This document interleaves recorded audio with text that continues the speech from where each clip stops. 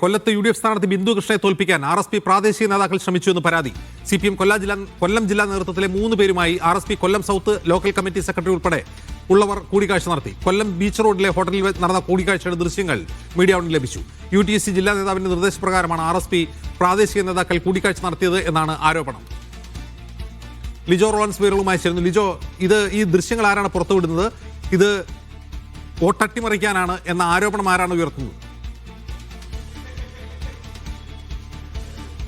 UDF സംബന്ധിച്ചിടത്തോളം ഇത്തവണ കൊല്ലത്തും വളരെ നിർണായകമായ ഒരു തിരഞ്ഞെടുപ്പ് തന്നെയായിരുന്നു. അതിൽ കൊല്ലം വളരെയധികം പ്രതീക്ഷയോടെ നോക്കിയിരുന്ന ഒരു മണ്ഡലത്തിലാണ് ഇത്തരത്തിൽ ഈ കൊട്ടിക്കലാശത്തിന്റെ തലേ ദിവസം CPM-ന്റെ ജില്ലയിലെ പ്രധാന നേതാക്കളുമായി, അതായത് CPM-ന്റെ കൊല്ലത്തെ സ്ഥാനാർത്ഥിയുടെ പ്രധാന ചുമതലക്കാരനൊക്കെ ആയിട്ടുള്ള ആളുകളുമായി ഇത്തരത്തിലൊരു ചർച്ച നടന്നു എന്നുള്ളൊരു ദൃശ്യങ്ങൾ ഇപ്പോൾ പുറത്തു വിടുന്നത് ഈ കോൺഗ്രസിൽ നിന്ന് അതിനുള്ളിൽ തന്നെ. കാര്യം ഈ തൊട്ടടുത്ത ദിവസങ്ങളിൽ തന്നെ ദൃശ്യങ്ങൾ പല നേതാക്കളും ശേഖരിക്കുകയും ചെയ്തിട്ടുണ്ടായിരുന്നു. പക്ഷേ ഇത് കോൺഗ്രസിന്റെ വെറും ഒരു ആരോപണമായി മാത്രം RSPയിലെ ചില നേതാക്കൾ ഉയർത്തിക്കാണിച്ചതോടുകൂടെയാണ് പലരും ഈ ദൃശ്യങ്ങൾ പുറത്തുവിടാൻ തയ്യാറായത്. ആ പേര് അവരിപ്പോൾ വ്യക്തമാക്കാൻ തയ്യാറല്ലെങ്കിൽ പോലും ആ കോൺഗ്രസിനുള്ളിൽ നിന്നുമാണ് ഇത്തരത്തിലെ ദൃശ്യങ്ങൾ ഇപ്പോൾ പുറത്തു വന്നിരിക്കുന്നത്. ആ ദൃശ്യങ്ങളിലുള്ളത് 3 CPM-ന്റെ പ്രധാന നേതാക്കളാണ്. ഒന്ന് CPM-ന്റെ ജില്ലാ സെക്രട്ടേറിയറ്റ് അംഗമായിട്ടുള്ള ഇക്ബാൽ, ഒന്ന് CPM-ന്റെ കൊല്ലം ഏരിയ സെക്രട്ടറിയും ഒപ്പം തന്നെ ജില്ലാ കമ്മിറ്റി അംഗമായിട്ടുള്ള ബേസിൽ ലാൽ, മറ്റൊന്നെന്ന് പറയുന്നത് CPM-ന്റെ ഏരിയ കമ്മിറ്റി അംഗവും മുൻ കോർപ്പറേഷൻ കൗൺസിലറുമായിട്ടുള്ള സവാദ് എന്നിവരാണ്. അവർ ഈ ചർച്ച നടത്തുന്നത് RSPയുടെ കൊല്ലം സൗത്ത് ലോക്കൽ സെക്രട്ടറി ആയിട്ടുള്ള സതു പള്ളിത്തോട്ടം ഉൾപ്പെടെയുള്ളവരുമായിട്ടാണ്. അതുൾപ്പെടെയുള്ള 7 പേരുമായിട്ടാണ് ഈ ചർച്ച നടത്തുന്നത്. അതിന്റെ ഓഡിയോ വരുന്ന ഭാഗങ്ങൾ കൃത്യമായി നമുക്ക് ലഭിച്ചിട്ടില്ല. പക്ഷേ അതിൽ ഈ കൃത്യമായി പറഞ്ഞിരിക്കുന്ന കാര്യങ്ങൾ, ഇത്തരത്തിലൊരു ചർച്ച നടക്കുന്നതിന് ഒരു കാരണം എന്ന് പറയുന്നത് ഈ തീരദേശ മേഖല കേന്ദ്രീകരിച്ചുകൊണ്ട് വളരെയധികം നാളായി ബിന്ദു കൃഷ്ണ വലിയ പ്രചരണം നടത്തുന്നുണ്ട്. അപ്പോൾ അവിടെ ഒരു മുന്നേറ്റം ഉണ്ടാക്കാൻ സാധ്യതയുള്ളതൊന്ന് മുന്നിൽ കണ്ടുകൊണ്ട് ആ മേഖലകളിലെ സതു പള്ളിത്തോട്ടം എന്ന് പറയുന്നത്, ആ പള്ളിത്തോട്ടം മേഖല എന്ന് പറയുന്നത് തീരദേശവുമായി അടുത്ത് കിടക്കുന്ന മേഖലയാണ്. അപ്പോൾ ആ ഭാഗങ്ങളിലെ വോട്ടുകൾ മറിച്ചു നൽകണമെന്നുള്ളൊരു ആവശ്യപ്പെട്ടുകൊണ്ടാണ് ഇത്തരത്തിലൊരു ചർച്ച നടത്തിയെന്ന് പറയുന്നത്. ഇതിന് ചുക്കാൻ പിടിച്ച ആൾ ആ ദൃശ്യങ്ങളിലില്ല.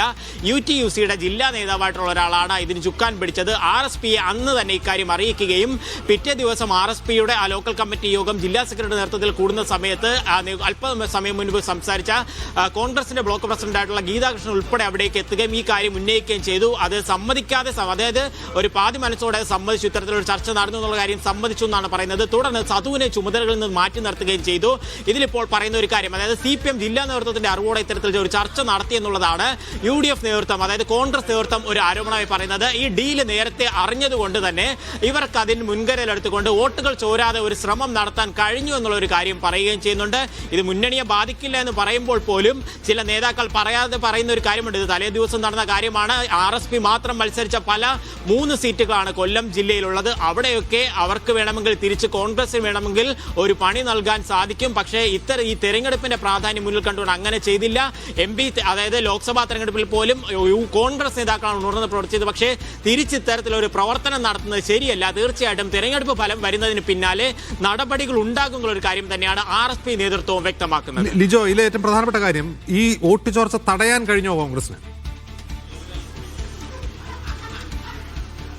വോട്ട് ചോർച്ച തടയാൻ കഴിഞ്ഞു എന്നുള്ളത് തന്നെയാണ് ഈ ബ്ലോക്ക് പ്രസിഡന്റും ഒപ്പം തന്നെ ബിന്ദു കൃഷ്ണയുടെ തെരഞ്ഞെടുപ്പ് ചുമതലയിൽ ഉണ്ടായിരുന്ന രണ്ടാമനുമായിട്ടുള്ള ഗീതാകൃഷ്ണൻ പറഞ്ഞത്. കാരണം ഈ സതു പള്ളിത്തോട്ടം കൃത്യമായി ഇത്തരത്തിൽ തെരഞ്ഞെടുപ്പ് പ്രചരണങ്ങളിൽ ആക്റ്റീവായി പങ്കെടുക്കുന്നില്ല, ബൂത്ത് യോഗങ്ങളിൽ പങ്കെടുക്കുന്നുണ്ടായിരുന്നില്ല, സ്ലിപ്പോ മറ്റോ കാര്യങ്ങളോ നൽകാൻ പോകുന്നുണ്ടായിരുന്നില്ല, അതിന് ചുമതല വഹിക്കുന്നുണ്ടായിരുന്നില്ല.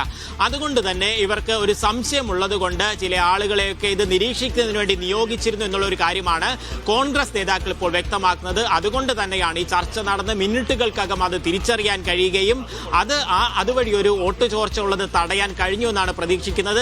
ഇപ്പോൾ ഈ കൊല്ലം അസംബ്ലിയുടെ അവലോകന യോഗമാണ്, അസംബ്ലിയുടെ അവലോകന യോഗമാണ്, UDFന്റെ അവലോകന യോഗം നടക്കുകയാണ്. അവിടെയുള്ള ഒരു പ്രധാന ചർച്ച എന്ന് പറയുന്നത് 5000-നും 7000-നും ഇടയിലുള്ള ഒരു വോട്ടിന്റെ ഭൂരിപക്ഷത്തിൽ ബിന്ദു കൃഷ്ണ വിജയിക്കുമെന്നുള്ള ഒരു വിലയിരുത്തൽ തന്നെയാണ് ബൂത്ത് കമ്മിറ്റികൾ നൽകിയ കണക്കുകളുടെ അടിസ്ഥാനത്തിൽ വരുന്നത്. പക്ഷേ ഇത് മുന്നണി മര്യാദകൾ ലംഘിച്ചുകൊണ്ട് വളരെ നെറുകേടായിട്ടുള്ള ഒരു കാര്യം നടന്നു. തെരഞ്ഞെടുപ്പ് ഫലത്തിന് ശേഷം അത് പ്രതികൂലമാവുകയാണ് ുണ്ടെങ്കിൽ വലിയ പ്രഖ്യാഘാതങ്ങളായിരിക്കും ഒരു പക്ഷേ കൊല്ലത്തെ UDF-നുള്ളിൽ ഉണ്ടാകാൻ പോകുന്നത്. അജിംസ്.